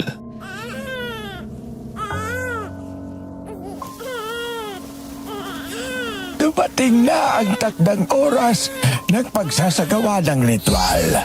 Ang pagsilang ng ating prinsipe ay biyaya sa ating mga aswang. Mula sa gabing ito, ang prinsipe ay iinom ng dugo ng sanggol upang lumaki siyang malakas, matapang at matatag. Naging madugo ang pagkuha sa sanggol na ito. Nawala ng mga paa at paningin ng kanyang ama. Isa yung sakripisyo na hindi dapat baliwalain. Mula ngayon, ako at ang aking anak ang magiging gabay ni Delio sa madilim niyang mundo. Sige na, Ama. Tapusin mo na ang buhay ng batang yan. Kunin mo ang dugo at ipainom sa aking anak. Sa ganong paraan, mas magiging malupit ang ganti ko sa kanyang magulang. Sige, dakilang buwan sa gabing ito ng pag-aalay sa dugo ng sanggol na ito. Naway maging dagdag lakas sa katawan ng aming prinsipe.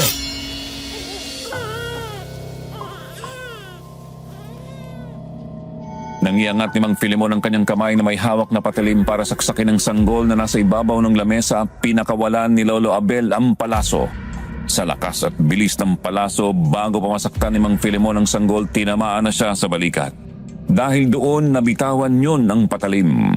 Nagkagulo naman ang mga aswang at tumingin sa isang direksyon kung saan nakita ng mga ito na nakatayo sina Lolo Abel at Lazaro. Nagbalik ka, Hangal! Ang lakas ng loob mo na bumalik pa rito. Walang sino mang amang papayag na masaktan ang kanyang anak. Kung mahalaga sa inyo ang buhay ng inyong prinsipe, mahalaga din sa akin ang anak ko. Ikaw na lalaki ka. Ikaw ang dahilan kung bakit ganito ng kalagayan ngayon ang aming anak na si Delio. Masakit sa isang magulang na makitang nasasaktan ng kanyang anak, hindi ba? Kaya paano niyo ako sisisihin kung gusto ko lang protektahan ang aking anak? Sinaktan mo ang asawa ko! Hindi kita mapapatawad! Parehas lang tayo! Sinaktan niya rin ang asawa ko, kaya dapat lang sa kanyang ganyan. Mabuhay sa madilim na mundo! Patayin niyo ang anak na yan! Putulon niyo rin ang paa at bulagin ang mga mata! Mag-isa lang ang lakas ng loob. Hoy bulag! Hindi siya nag-iisa! Kasama niya ako! At kung igagala ninyo ang mga mata ninyo sa paligid, ay makikita ninyong hindi lang kami dalawa ang narito! Anong ibig mong sabihin? Ang ibig sabihin nitong kaibigan ko ay napapaligiran na namin kayo. Kumpiyansa kayo na walang maglalakas loob pumunta rito. Abala kayong lahat sa ritual kaya napaligiran kayo. Nandito kami, hindi lang para sa aking anak, kundi para palayain ang mga kapitbahay namin. Lilipulin na namin ang lahi ninyo para wala nang katulad ninyo mananalakay sa mga baryo. Mas marami na kami sa inyo ngayon. Ano naman kung marami kayo? Hindi kami natatakot dahil pagkailan ang turing namin sa inyo. Kayo naman ay parang mga mababangis na baboy ramo. Kahit anong lakas at tapang ninyo, alam pa rin namin ang kahinaan ninyo. Mga kasama, patayin ang mga salot na to! Nang sumugod na ang mga tao, ay galit na galit din ang mga aswang na sinalubong ang mga yun. Nang makita ni Lolo Abel na dadamputin sana ni Aling Dorina ang kanyang anak ay muli sang nagpakawala ng palaso. Tinamaan din yon sa tiyan kaya napaatras na yon at tumakbo palayo. Nagawa ni Lolo Abel at Lazaro na makalapit sa lamesa at makuha ang sanggol. Sa unang pagkakataon, nayakap ni Lolo Abel ang kanyang anak. Kaagad siyang pumunta sa kulungan ng mga kapitbahay niya. Tinaga niya ang mga nakatali na baging sa kulungan ng mga yon. Kaagad na lumabas doon sina Aling Rosita, Mang Karding at ang iba pang kalalakihang natirang buhay. Maraming salamat sa iyo, Abel. Sa kabila ng ginawa namin, ay bumalik ka pa rin para tulungan kami. Siya ka naman, Abel. Nakakahiya talagang ginawa namin. Iisang lugar lang po tayo. Naging masaya tayo noon at namuhay na parang isang pamilya. Kaya hindi kami maaaring magtanim ng sama ng loob. Eto po ang pana at palaso nyo. Ako na lang ang gagamit ng itak. Akin lang anak mo, Abel. Ako na ang mahala sa kanya. Tapusin niyo ang lahat ng grand dito.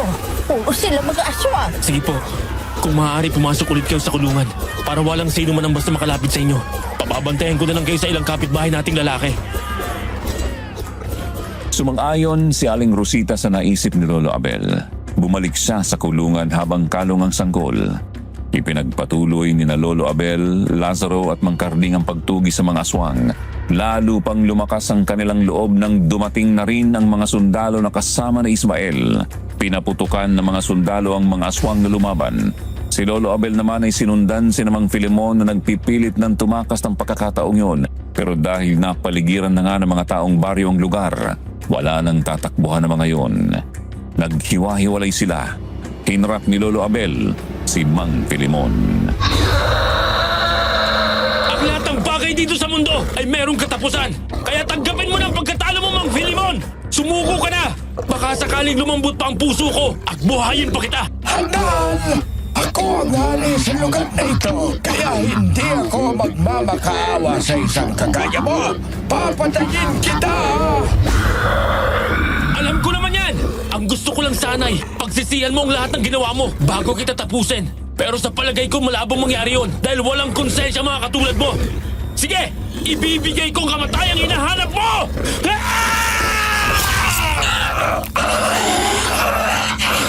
Nasugatan pa ako! Anong klaseng itak ba yan? Hindi pa sinabi ng magaling mong anak na ang itak na ginamit ko ay bindetado. Kahit sinong kampo ng kadiliman, kapag tinaga ko, ay tiyak mahihiwa ang katawan. Kaya pala, sobrang sakit ng sugat ko. Walang hiya ka talaga. Isasama kita sa hukay! Galit na galit si Mang Filemon. Ginamba niya si Lolo Abel kaya natumba sila. Nasa ilalim si Lolo Abel. Akala ni Mang Filemon ay panalo na siya dahil bumao ng matatalim niyang kuko sa balikat ni Lolo Abel. Pero natigilan siya nang maramdaman ng kirot sa kanyang dibdib. Noon lang niya napansin at tumagos doon ang matalim na itak. Kagad siyang tumayo at lumayo kay Lolo Abel. Nakahakbang pa siya ng ilang beses bago muling tumumba at sa pagkakataong yun nawalan na siya ng hininga. Bago niya makuha ang itak sa bangkay ni Mang Filemon, sinalakay na siya ni Aling Dorina. Kinalmot siya ng ilang ulit. Isinalag niya ang kanyang kamay. Naramdaman niyang kirot na mga bagong sugat. Sa di kalayuan naman naroon si Delio na gumagapang. Kahit hindi natuloy ang ritual, ngayong gabi ay kakain ako ng tao. At ikaw ang una kong magiging biktima. Ikaw ba yan? Anong nangyayari? Napatay ng hagal na ito ang iyong ama. Pero ngayon, para na siyang lantang kulay. Wala na siyang magagawa laban sa akin. Patayin mo na, Shaila! Iganti mo kami ni Ama! Talagang malalakas ang mga bruha na kagaya mo, ha? Pero hindi ako papayag na mamatay sa mga kamay mo! Hambog ka pa rin kahit alam mo wala ka ng pag-asang manalo. Wala na ang ipinagmamalaki mong benditadong kita. Paano mo ako lalabanan? Wala na nga akong armas! Pero ang kaibigan ko meron pa! Hayun siya, oh!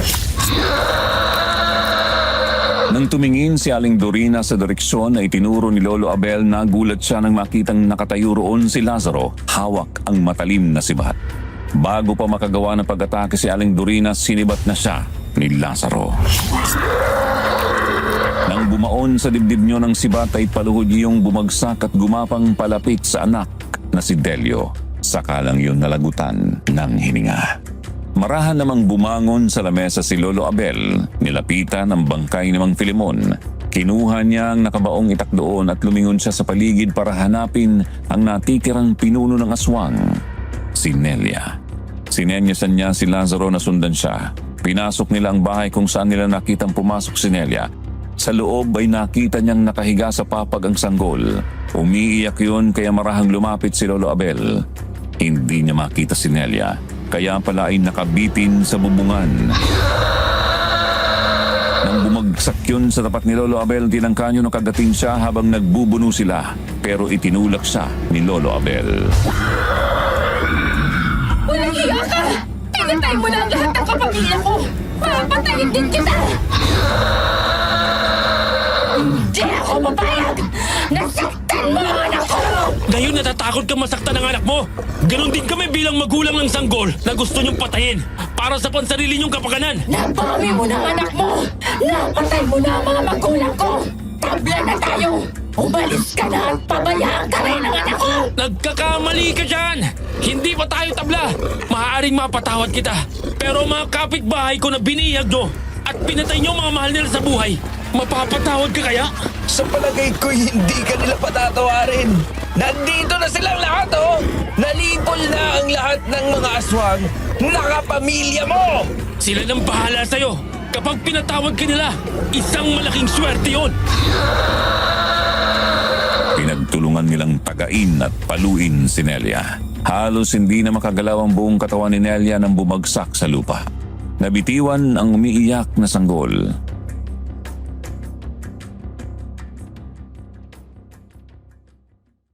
Nang makalabas na ang mga tao ay sinunong nila ang buong bahay kaya kasamang nasunog ng buhay sina Nelia at ang sanggol.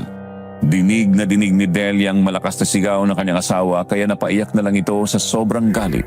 Paano ay wala naman na siyang magawa sa kanyang kalagayan. Nang muli siyang madaanan ni na Lolo Abel, nakita nila habang umiiyak si Delio.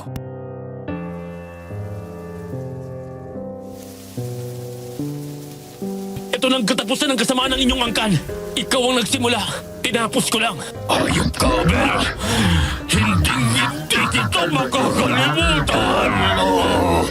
Ama yan, manatili kang buhay na saksi na hindi sa lahat ng pagkakataon pwedeng manaig ang mga kagaya nyo.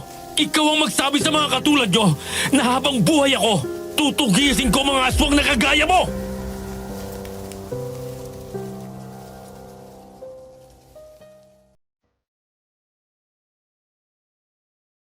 Bumalik sila sa kanilang lugar. Ang mga sundalo na lang ang naiwanan doon para ayusin ang lahat. Nang ibaba ni Lolo Abel ang kanilang anak sa tabi ni Lola Julieta, muli iyong umiyak dahil sa unang pagkakataon muling nayakap ang kanilang anak. Niyakap din sila ni Lolo Abel at nangako na patuloy silang iingatan at ipagtatanggol habang siya ay nabubuhay. At yan po ang karanasang hindi makakalimutan ng aking Lolo Abel. Sana po ay nagustuhan ninyo ang aking kwentong ibinahagi at sana may aral din tayong napulot na kung ano ang masama sa iyo, huwag mong gawin sa kapwa mo. Dahil kung ano man ang iyong itinanim, yun ang iyong aanihin. Salamat po at mabuhay ang Sitio Pangil.